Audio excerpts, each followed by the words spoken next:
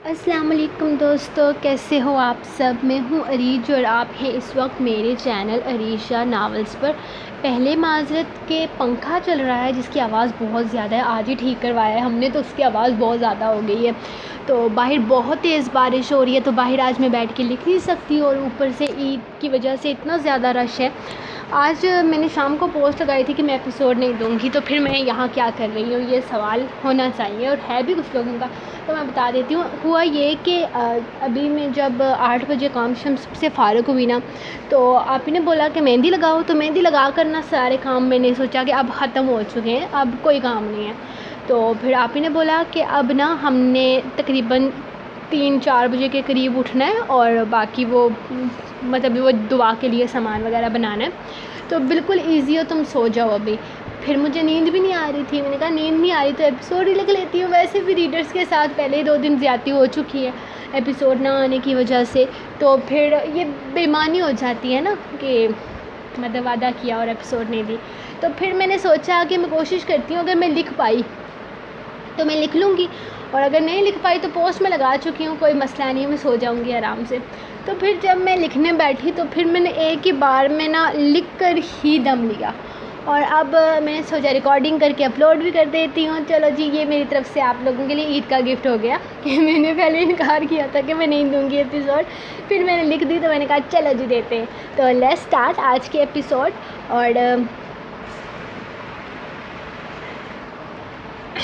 جان عشقم، ایک منٹ، جس کو میری آواز اچھی نہیں لگتی ہے نا، کچھ لوگ کہتے ہیں کہ آپ کی آواز بچوں جیسی ہے، کچھ زیادہ ہی آج کل کمنٹس آ رہے ہیں یہ والے، تو آپ لوگ میوٹ کر لو، کوئی ضرورت نہیں ہے میری آواز سننے کی، میری خوبصورت آواز میں اپنے لیے سناتی ہوں، تو کوئی ضرورت نہیں ہے میری آواز سننے کی۔ اور جن کو میری آواز بہت اچھی لگتی ہے وہ تیز نہ کیا کرو یار، میری تیز اسپیڈ میں آواز میری بہت بری ہوتی ہے۔ تو اب شروع کرتے ہیں۔ جان عشقم قسط نمبر 27، تحریر عریج شاہ۔ وہ خاموشی سے سر جھکائے بیٹھی تھی، کچھ گواہان کی موجودگی میں وہ اس سے نکاح پروا رہا تھا۔ وہ خاموشی سے بیٹھی یہ لمحات کے گزر جانے کا انتظار کر رہی تھی۔ اتنی بے بسی اس نے زندگی میں پہلے کبھی محسوس نہیں کی تھی۔ وہ اس سے نکاح کرنا چاہتا تھا، اور اگر وہ نکاح سے انکار کر دیتی تو وہ اس سے اس کی آزادی چھین لیتا۔ دوستو لائٹ بند ہو گئی ہے، 1 منٹ رکے۔ وہ اس سے سب کچھ چھین لیتا، وہ اس کی پاور سے انجان نہیں تھی، وہ جانتی تھی کہ وہ کچھ بھی کروا سکتا ہے، اور پھر اسے پوچھنے والا بھی کون تھا؟ اگر وہ اپنے گھر سے غائب ہو جاتی تو لوگوں کی نظر میں وہ ایک آوارہ، بد چلن، بد کردار لڑکی بن جاتی، وہ اپنے ماں باپ کے لیے گالی بن جاتی۔ وہ یہی سوچ رہی تھی، اور زراور شاہ پر کوئی انگلی بھی نہیں اٹھاتا۔ وہ یہاں سے گھر جا کر اپنے ماں باپ کو اپنے غیر حاضری کی کیا وجہ بتائے گی، کیونکہ وہ جانتی تھی کہ اس کی ماں باپ اس کی منتظر نگاہیں اس کے لیے بہت سارے سوال لیے کھڑی ہوں گی۔ اسے انہیں جواب تو دینا ہی تھا۔ بے قصور ہوتے ہوئے بھی وہ اپنے ماں باپ کی نظروں میں گنہگار بن جائے گی۔ اس تھوڑے سے وقت میں اس کے والدین نے اس کے بارے میں کیا کیا سوچ لیا ہوگا، یہ بات سوچتے ہی اس کی جان پر بن آئی تھی۔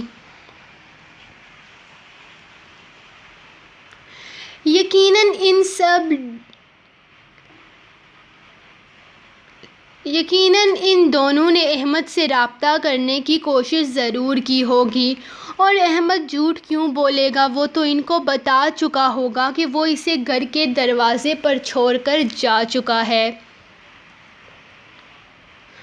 اور گھر کے دروازے سے وہ کہاں غائب ہوئی اس کا جواب دہ وہ تو کبھی بھی نہیں تھا۔ اسے سب سوالوں کے جواب دینے تھے، اور اس وقت اس کا ذہن اتنا خالی تھا کہ وہ کسی بھی سوال کا جواب دینے کے لیے تیار نہیں تھی۔ اسے سمجھ نہیں آ رہا تھا کہ وہ اپنے ماں باپ سے نگاہیں ملا کر جھوٹ کیسے بولے گی، اور یہ آدمی اس سے نکاح کرنے جا رہا تھا، اس کے ساتھ اس کی آگے کی زندگی کیسی ہوگی، آگے اس کے ساتھ کیا ہونے والا تھا وہ نہیں جانتی تھی۔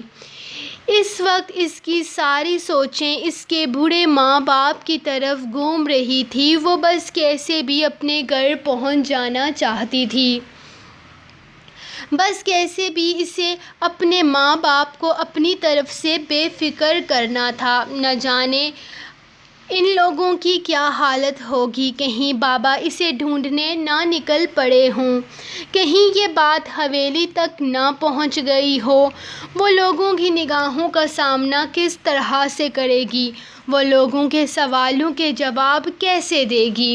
وہاں کے تو ملازم پہلے ہی اس کی ذات کو اپنے گندے الفاظ کا نشانہ بنا چکے تھے۔ مولوی صاحب اس سے سوال کر رہے تھے، جبکہ وہ خاموش نگاہوں سے سب کو دیکھتی جواب دیتی نکاح نامے پر دستخط کرنے لگی۔ لمحوں کا کھیل تھا اور زرش جعفر خان سے زرش زراور شاہ بن چکی تھی۔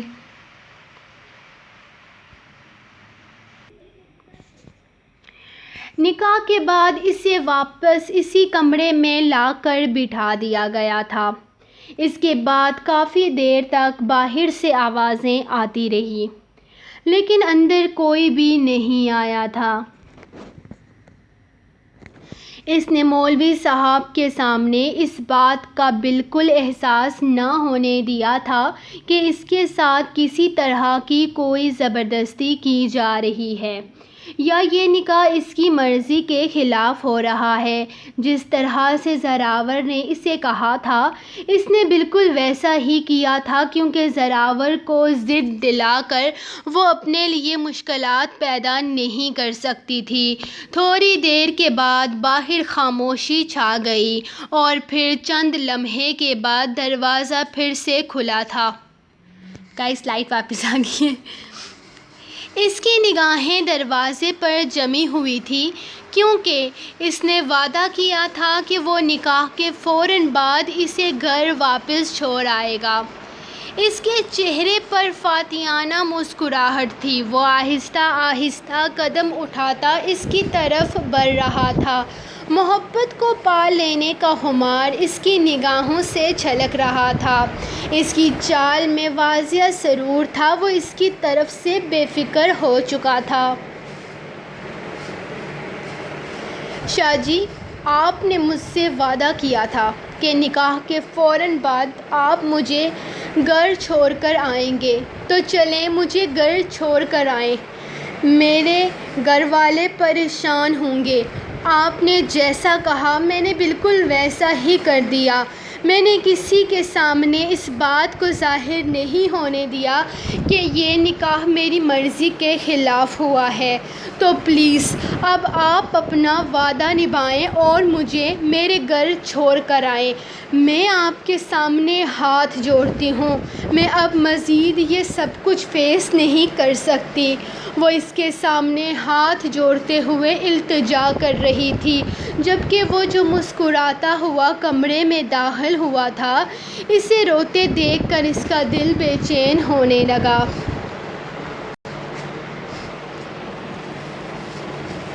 میری جان، میں تمہیں گھر چھوڑ کر آ رہا ہوں نا، اس میں رونے والی کون سی بات ہے؟ تم بہت زیادہ رونا دھونا کرتی ہو، ساری زندگی تمہارے آنسو پہنچتے ہوئے گزر جائے گی۔ صاف کرو ان آنسوؤں کو۔ تمہاری آنکھوں میں اب یہ پانی نظر آیا تو مجھ سے برا اور کوئی نہیں ہوگا۔ میں تمہیں زندگی کی ہر خوشی دینا چاہتا ہوں میری جان، میں تمہاری آنکھوں میں یہ قطرے برداشت نہیں کر سکتا۔ اپنے ہاتھوں سے اس کے چہرے کو تھامتے ہوئے اس نے نرمی سے اس کے دونوں گالوں پر بہتے پانی کو اپنی انگلیوں کی پروں سے صاف کیا اور باری باری شدت سے بھرپور لمس اس کے لبوں پر چھوڑتے ہوئے پیچھے ہٹا۔ اس کا انداز انتہائی بے باک تھا، جیسے اسے اپنے سامنے والے کی مرضی سے کوئی لینا دینا ہی نہیں تھا۔ وہ آہستہ سے اس کی کمر میں ہاتھ ڈالتا اسے اپنے بے حد قریب کر چکا تھا، جبکہ وہ جو پہلی بار زندگی میں کسی مرد کی پناہوں میں آئی تھی کانپنے لگی۔ چھوڑیں مجھے، آپ کیا کر رہے ہیں؟ آپ اپنے آپ کو اس کے مضبوط حصار میں تنگ پا کر وہ مزاحمت کرتی اس سے کہنے لگی، لیکن سامنے والا تو جیسے اپنے ہوش و حواس سے بیگانہ ہو چکا تھا۔ ایک ہاتھ میں اس کا گال تھامتے ہوئے اس کے چہرے کو اپنے چہرے کے بے حد قریب کرتا وہ بھرپور استحقاق سے اس کے لبوں پر جھکا تھا۔ اس کے انداز میں بے حد نرمی تھی، وہ بہت محبت سے اس کے ہونٹوں کی مٹھاس کو اپنی سانسوں میں منتقل کر رہا تھا، جبکہ زرشے مزاحمت کرنے کی بھرپور کوشش کر رہی تھی، لیکن اس کی مزاحمت کو مکمل نظر انداز کرتا اسے اپنے قریب کرتے ہوئے اس کا نازک وجود اپنی باہوں میں بھر کر اپنے سینے میں بھیج لیا۔ میرا دل تو چاہ رہا ہے کہ میں ساری حدیں پار کر دوں، آج تمہیں اپنا بنا کر ساری دوریاں مٹا دوں، ہمیشہ کے لیے تمہیں اپنا بنا لوں، لیکن آج تو تمہیں چھوڑنے کا وعدہ کیا ہوا ہے، اور زوراور شاہ اپنی پیاری سی بیوی سے کیا وعدہ توڑے گا تھوڑی؟ اور جہاں تک بات ہے تمہارے ساتھ خوبصورت وقت گزارنے کا، تو وہ تو اب میں کبھی بھی گزار سکتا ہوں، اس کے لیے تو مجھے تمہاری اجازت کی بھی ضرورت نہیں، اس لیے آج میں تمہیں جانے کی اجازت دے رہا ہوں، لیکن آگے کی میں کوئی گارنٹی نہیں دیتا۔ بس آج میں تمہیں تمہارے گھر لے کر چلتا ہوں، بہت دیر ہو چکی ہے، رات کے 10 بج رہے ہیں، تمہارے گھر والے پریشان ہو رہے ہوں گے۔ لیکن تمہیں گھبرانے کی ضرورت نہیں ہے، کہہ دینا کہ احمد کا موٹر سائیکل خراب ہو گیا تھا، کیونکہ میرے آدمی اب تک اس کا کام کر چکے ہوں گے، وہ بالکل نارمل انداز میں بولا، جبکہ اس کی آخری بات پر وہ حیرانگی سے اسے دیکھنے لگی کہ اس نے احمد کے ساتھ کیا کچھ کیا تھا۔ اس سوچ نے اسے بے چین کر دیا تھا۔ کیا کیا ہوگا آپ کے آدمیوں نے احمد بھائی کے ساتھ؟ آپ نے ان کے ساتھ کیا کیا؟ آپ نے ان کے ساتھ کچھ برا تو نہیں کر دیا نا؟ زرشے اس کے بارے میں کچھ غلط نہیں سوچ سکتی تھی، لیکن ایک ہی دن میں اس نے اسے ایسا روپ دکھایا تھا کہ وہ اس کے بارے میں ہر الٹی سیدھی سوچ رکھنے لگی تھی۔ ارے زیادہ کچھ نہیں کیا، بس کچھ لوگوں نے راستے میں اس کا موبائل فون اور پیسے وغیرہ چھین لیے ہیں، باقی اس کے ساتھ برا میں نے کچھ بھی نہیں کیا۔ آخر تم اسے اپنا بھائی مانتی ہو اور تمہیں لگتا ہے کہ میں اپنے سالے کے ساتھ کچھ ایسا کروں گا؟ نہیں، ہرگز نہیں، میرا سالہ میرے لیے بہت عزیز ہے، لیکن تمہارا بھائی مجھے بالکل پسند نہیں آیا۔ ادھر تمہاری اس کے ساتھ شادی کی بات چل رہی ہے اور ادھر تم اسے اپنا بھائی بنا کر گھوم رہی ہو، بندے کو غصہ تو آئے گا ہی نا؟ اب مجھے برا تو لگے گا ہی نا، اس بات کو سوچ کر اس آدمی کے ساتھ تمہاری شادی ہونے والی ہے اور وہ تمہیں لے کر بازاروں میں گھوم رہا ہے، اور ادھر میری حالت خراب ہو رہی تھی یہ سوچ کر کہ میں تمہاری شادی کس طرح سے ترواؤں۔ خیر اب میں بالکل ریلیکس ہو چکا ہوں، تمہارا بھائی بھی اور 2-3 گھنٹوں میں کوئٹہ پہنچ جائے گا، اس کا بائک نہیں چھینا۔ اب جب تک وہ اپنی منزل تک پہنچتا ہے اس سے پہلے تم گھر پہنچ جاؤ گی، تو بالکل بے فکر ہو جاؤ۔ میں اپنی جان کو کسی طرح کی مصیبت میں ہرگز نہیں ڈالوں گا، جتنی میرے لیے اپنی عزت اہم ہے اتنی ہی عزیز تم بھی ہو۔ تمہاری عزت صرف تمہاری نہیں بلکہ میری بھی ہے، اور میں اپنی عزت کی حفاظت کرنا بہت اچھے طریقے سے جانتا ہوں۔ تم بس کہہ دینا کہ راستے میں موٹر سائیکل خراب ہو گیا تھا، جس کی وجہ سے تمہیں آنے میں دیر ہو گئی، اور احمد گھر کے لیے روانہ ہو چکا ہے۔ تم فکر مت کرو، اپنی بزدلی کا قصہ وہ کسی کو نہیں سنائے گا۔ وہ بہت ریلیکس موڈ میں اسے بتا رہا تھا۔ اس نے اسے پرسکون کرنے کی خاطر یہ بھی بتا دیا تھا کہ احمد بندوق دیکھ کر خاصا ڈر گیا تھا اور اپنی جان کی بھیک مانگنے لگا تھا۔ اب ایسا تو ممکن ہی نہیں تھا کہ وہ کسی کو بھی اس واقعے کی بھنک بھی پڑنے دے۔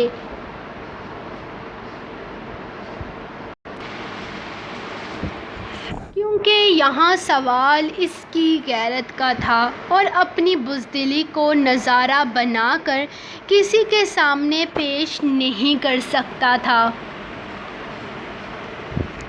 اس لیے وہ اس چیز پر خاموش ہی رہنے والا تھا، اور یقیناً یہ بات اس واقعے کے ساتھ ہی دب جانی تھی۔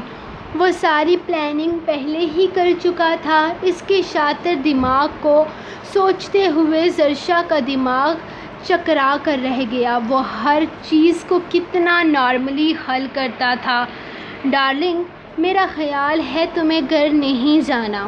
اگر تمہارا کوئی ارادہ نہیں ہے تو میرے لیے تو یہ چاند رات سے کم نہیں ہوگی، اور اس رات میں ہم ایک دوسرے کے ہو جاتے ہیں۔ تمہیں اپنے نکاح میں لے کر ویسے تو میں تمہیں اپنا بنا ہی چکا ہوں، لیکن تمہیں پوری طرح اپنا بنا کر میں تم پر اپنی مہر لگا لینا چاہتا ہوں۔ وہ اچانک اس کے ماتھے پر لب رکھتا، اس کے لبوں تک کا سفر شروع کر چکا تھا، لیکن اس سے پہلے کہ وہ اس کے لبوں تک سفر کرتا وہ پیچھے ہٹ کر اس سے دور ہو گئی تھی۔ پلیز مجھے گھر چھوڑ کر آئے، بہت ہو چکا۔ میں نہیں جانتی آپ نے کیا کیا، کیسے کیا، مجھے بس میرے گھر جانا ہے۔ خدا کے لیے میں اب ایک اور سیکنڈ بھی آپ کے پاس نہیں رک سکتی۔ وہ اس کے سامنے ہاتھ جوڑ چکی تھی، جبکہ اس کے آنسو دیکھ کر وہ زراور کا دل ایک بار پھر سے بے چین ہونے لگا تھا۔ وہ اس کی قربت پر آنسو بہا رہی تھی۔ اس کا قریب جانا اسے برا لگ رہا تھا۔ اس کے تو ہوش وہ بعد میں ٹھکانے لگانے کا ارادہ رکھتا تھا۔ اس وقت وہ اسے گھر چھوڑ دینا چاہتا تھا۔ اس کا ہاتھ تھامے وہ گھسیٹنے والے انداز میں اسے اپنے ساتھ باہر کی طرف لے کر جا رہا تھا۔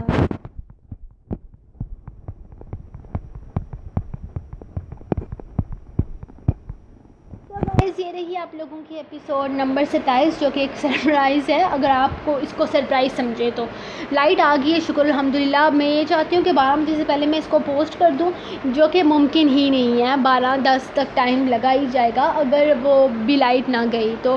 بس یہ ہے کہ 2 دن سے بہت کم جا رہی ہے لائٹ، بہت کم الحمدللہ۔ جتنا شکریہ ادا کرے اتنا کم ہے، لیکن بہت کم جا رہی ہے لائٹ، اور اس کی وجہ سے میں اپنا کام بھی بہت آسانی سے کر پا رہی ہوں۔ باقی آپ لوگوں کی دعاؤں کا بھی ساتھ ہے، تو انشاءاللہ جو کام میں سوچے ہوئے ہوں وہ ہو جائے گا۔ اور آپ لوگ پلیز میرے لیے دعا کریں۔ میرا ایک کام پھنس گیا ہے اور بہت برے طریقے سے پھنس گیا ہے۔ میں پتہ نہیں کس کی گندی نظر لگ گئی ہے میرے کام کو، تو پلیز آپ لوگ دعا کریں کہ جلد سے جلد میرا وہ کام ہو جائے، اور جیسے میرا وہ کام ہو جائے گا میں وعدہ کرتی ہوں میں آپ کو سرپرائز ایپیسوڈ دوں گی، کیونکہ تقریباً پچھلے 13 دن سے میرا وہ کام اٹکا ہوا ہے اور پتہ نہیں کس کی گندی نظر لگی ہے۔ میں تو یہی مانتی ہوں کہ اگر آپ کا سب کچھ پرفیکٹ جا رہا اور پھر اچانک کچھ ڈگمگ ہو جائے تو اس کا مطلب ہوتا ہے کہ نظر لگ گئی ہے۔ تو آپ مجھے اس کا حل بتائیں کہ مجھے کیا کرنا چاہیے، کیونکہ 13 دن سے میں بہت زیادہ پریشان ہوں، اور مسئلہ آپ کو انشاءاللہ بتاؤں گی۔ اگر مسئلہ حل ہو گیا تو عید کے بعد میں ضرور آپ لوگوں کو اپنا مسئلہ بھی شیئر کروں گی۔ اور باقی آپ لوگ دعا کریں، کیونکہ آپ کو پتہ ہے کہ ہمارے واپس وہ یونیورسٹی بھی اوپن ہونے والی ہے یار، یہ پتہ نہیں کیوں مطلب پڑھائی کا رولہ ختم ہی نہیں ہوتا. تو اس کے لیے بھی دعا کریں کہ آپ کی رائٹر کوئی جھنڈا گاڑ لے وہاں پر بھی، بس ابو کو دکھانا ہے کہ دیکھ لیجیے ابو جی میں پاس ہو گئی، اور باقی مجھے وہ نہیں ہے، بس ابو کو خوش کرنا ہے. تو دعا کریں کہ وہ میرا بھی اس کا بھی مسئلہ حل ہو جائے. تو باقی انشاءاللہ ملیں گے اب عید کے بعد. تو میری طرف سے آپ سب کو عید مبارک، بہت بہت عید مبارک، اور خوش رہنا ہے. گوشت کھانا ہے، رج رج کے کھانا ہے، اور اپنے غریب دوستوں کو، غریب کیا امیر کیا سب لوگوں کو اپنے گوشت دینا ہے. جو آپ لوگوں کے پاس آئے وہ بھی آگے دے دینا ہے، اور بہت مستی کرنی ہے، موجیں کرنی ہے. اور باقی جن لوگوں کو، جو لوگ کہتے ہیں کہ ہم گوشت نہیں کھاتے، وہ لوگ بھائی آپ لوگ وہی کھاؤ، سبزیاں دال اور یہ سب کچھ کھاؤ. ویسے میں بھی نہیں کھاتی، مطلب میں گائے کا گوشت کھا لیتی ہوں، دوسرا والا بکرے کا نہیں کھاتی.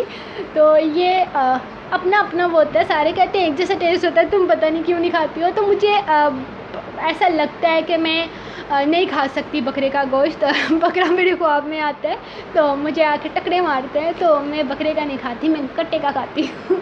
تو باقی آپ لوگ مجھے بتائیں کہ آپ لوگوں نے اسپیشل کیا کیا بنایا ہے عید پر، اور بڑی عید آپ لوگ کیسے گزارتے ہو، کیونکہ یہ والی عید تو صرف کھانے پینے کی ہوتی ہے. چھوٹی عید پہ ہم گھومنے بھی جاتے ہیں، ہر طرف جاتے ہیں، لیکن بڑی عید صرف کھانے پینے کی ہوتی ہے. کم از کم ہمارے گھر میں صرف کھانے کے لیے ہوتی ہے. دوسرے دن قربانی ہوتی ہے، اور میرا بھائی بیچارہ گن چکر بنا ہوتا ہے.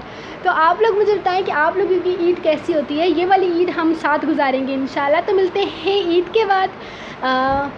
باقی میں تنگ کرتی رہوں گی، تو تب تک کے لیے اجازت. ایڈوانس عید مبارک، بلکہ ایڈوانس نہیں 12 ہو چکے ہیں، تو میری طرف سے عید مبارک. تو ملتے ہیں نیکسٹ ایپیسوڈ کے ساتھ، تب تک کے لیے اللہ حافظ.